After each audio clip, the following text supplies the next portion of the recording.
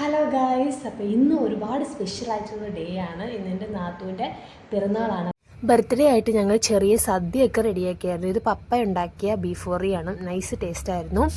പിന്നെ പരിപ്പ് കറി, ക്യാബേജ് തോരൻ, നാരങ്ങച്ചാറൊക്കെ ഉണ്ടായിരുന്നു. സിംകുട്ടിക്കാണെങ്കിൽ ഇങ്ങനത്തെ ഫുഡൊന്നും അങ്ങനെ കഴിക്കാൻ പറ്റത്തില്ല. അവൾ ചുമയ്ക്കും. പിന്നെ അവൾക്ക് ചവയ്ച്ചരച്ച് കഴിക്കാൻ അങ്ങനെയൊന്നും അറിയത്തൊന്നുമില്ല. പിന്നെ അവൾക്ക് അവളുടേതായിട്ടുള്ള ഒരു ഫുഡിൻ്റെ ഒരു മെനു തന്നെ ഉണ്ട്.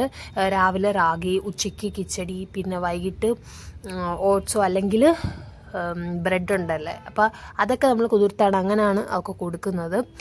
പിന്നെ രാത്രിയിൽ ചപ്പാത്തി, പാല് അങ്ങനെയൊക്കെയാണ് നമ്മൾ കൊടുക്കുന്നത്. അവളുടെ ഒരു ഫുഡിൻ്റെ മെനു അത് തന്നെയാണ്. നമ്മളത് വിട്ട് വേറെ ഒന്നും അങ്ങനെ ട്രൈ ചെയ്യാറില്ല. അങ്ങനെ നമ്മൾ ഫുഡൊക്കെ കഴിച്ചു. ഞങ്ങൾ ഫുഡ് കഴിച്ചുകൊണ്ടിരുന്നപ്പോൾ അമ്മയാണെങ്കിൽ എഴുന്നിട്ട് പഴം കഴിച്ചുകൊണ്ടിരിക്കുകയായിരുന്നു. കാര്യമൊക്കെ പറഞ്ഞങ്ങനെ ഇരുന്നു.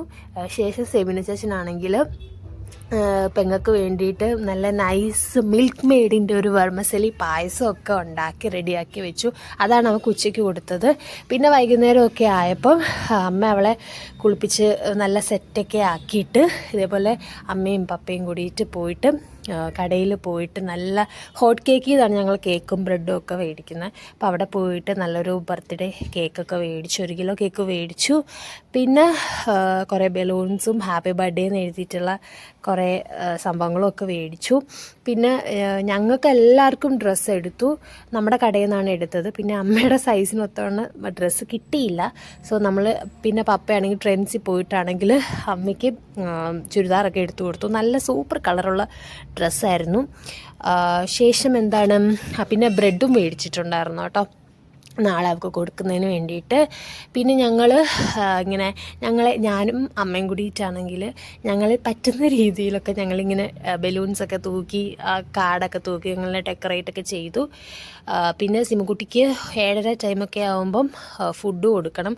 അതിനുശേഷം ഒക്കെ കുറേ ഗുളികയുണ്ട്, അതൊക്കെ സ്റ്റാർട്ട് ചെയ്യണം. സോ കറക്റ്റ് ടൈമിലാണ് നമ്മളെല്ലാം ചെയ്യുന്നത്.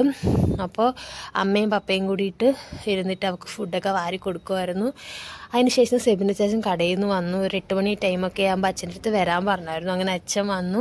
അപ്പോഴേക്കും ഞങ്ങൾ കേക്ക് കട്ടിങ്ങും കാര്യങ്ങളും ഒക്കെ ചെയ്യാൻ വേണ്ടിയിട്ട് ഇങ്ങനെ റെഡിയായിട്ട് ചെയ്യുന്നു. അപ്പോൾ കുഞ്ഞിന് ഈ ബർത്ത്ഡേ കേക്ക് ഭയങ്കര ഇഷ്ടമുള്ള ഒരു കാര്യമാണ്.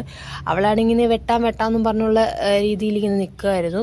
അവൾ സിംകുട്ടിക്ക് പുതിയ ഡ്രസ്സൊക്കെ ഇട്ട് കൊടുത്തപ്പോൾ അവൾ വിചാരിച്ചത് എവിടെയോ കറങ്ങാൻ പോകുന്നതായിരുന്നു. പക്ഷേ അവൾ ഒട്ടും പ്രതീക്ഷയില്ല, ഈ കേക്കിൻ്റെ മുന്നിലിരുത്താൻ പോയാന്ന് എന്നെയെന്ന്.